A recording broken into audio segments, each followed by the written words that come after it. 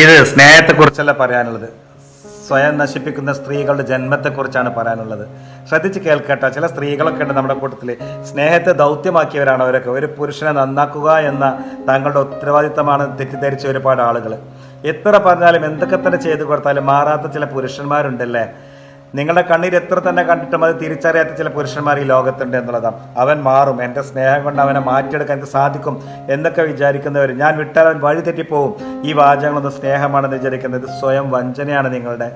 ഒരു സ്ത്രീ ഒരു പുരുഷനെ സ്നേഹിക്കുമ്പോഴേ അവൾ കാമുകിയോ ഭാര്യയോ ഒക്കെ ആവണം എന്നുള്ളതാണ്. അമ്മയോ ഡോക്ടറോ റീഹാബിലിറ്റേഷൻ സെൻ്ററോ ഒന്നും ആകാൻ നിങ്ങൾ നിൽക്കരുത് എന്നുള്ളതാണ് പറയാനുള്ളത്. നന്നാകാൻ സ്ത്രീ തീരുമാനിച്ചൊരു പുരുഷൻ നമുക്ക് എത്ര വേണമെങ്കിലും സഹായിക്കാം, എങ്ങനെയും സ്നേഹിക്കാം. പക്ഷേ ഒരിക്കലും നന്നാവില്ല എന്ന് തീരുമാനിച്ചൊരു പുരുഷൻ നിങ്ങൾക്ക് രക്ഷിക്കാനാവില്ല കേട്ടോ.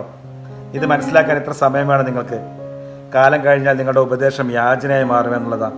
ഒരിക്കൽ കൂടി നീ അങ്ങനെ ചെയ്യില്ലേ, അതല്ലെങ്കിൽ എനിക്ക് വേദനയാണ് ഇതൊക്കെ. അവിടെ നിങ്ങളുടെ അസ്തിത്വത്തെ നിങ്ങൾ സ്ത്രീ അല്ലാതെയാകുമെന്നുള്ളതാണ്. നിങ്ങൾ ആത്മാഭിമാനം നഷ്ടപ്പെട്ട ഒരു അപേക്ഷകയായി മാറും അവിടെ എന്നുള്ളതാണ്. ശ്രദ്ധിക്കുക നിങ്ങൾ കേട്ടോ.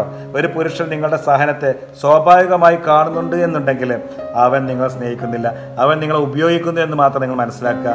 ഒരു പുരുഷൻ നിങ്ങളുടെ കണ്ണീര് കണ്ടിട്ടും മാറാത്തവനാണെങ്കിൽ അവൻ മാറാൻ താല്പര്യമില്ലാത്ത ഒരാളാണ്.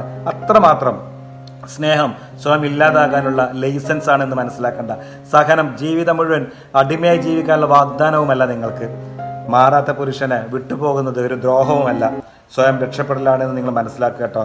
നിങ്ങൾ പോയാൽ നഷ്ടപ്പെടുന്ന ഒരു സ്ത്രീയെ മാത്രമാണ്. പക്ഷേ നിങ്ങൾ നിന്നാൽ നഷ്ടപ്പെടുന്നത് നിങ്ങളുടെ സമയം, നിങ്ങളുടെ സ്വപ്നങ്ങൾ, നിങ്ങളുടെ ആത്മാവ്. അവസാനം നിങ്ങൾ തന്നെ ഇല്ലാതെയാവും. ഒരു സത്യം പറയട്ടെ നിങ്ങളോട് ഞാൻ, ചില പുരുഷന്മാർ സ്ത്രീകൾ മാറുമെന്ന് കരുതിയാണ് മാറാതിരിക്കുന്നത് എന്നുള്ളതാണ്.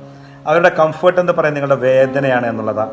എന്നാൽ ഇനി ഒരിക്കൽ നന്നാവാത്ത പുരുഷന്മാരെ നന്നാക്കാനുള്ള ജോലി നിങ്ങൾ വല്ലാതെ ഏറ്റെടുക്കാൻ നിൽക്കേണ്ട കേട്ടോ.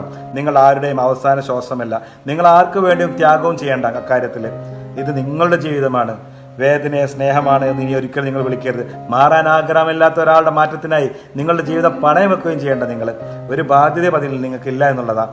ഇന്ന് നിങ്ങൾ വിട്ടുപോയില്ലെങ്കിൽ നാളെ നിങ്ങളെ തന്നെ നിങ്ങൾക്ക് നഷ്ടപ്പെടുന്ന അവസ്ഥയിലേക്ക് വരും.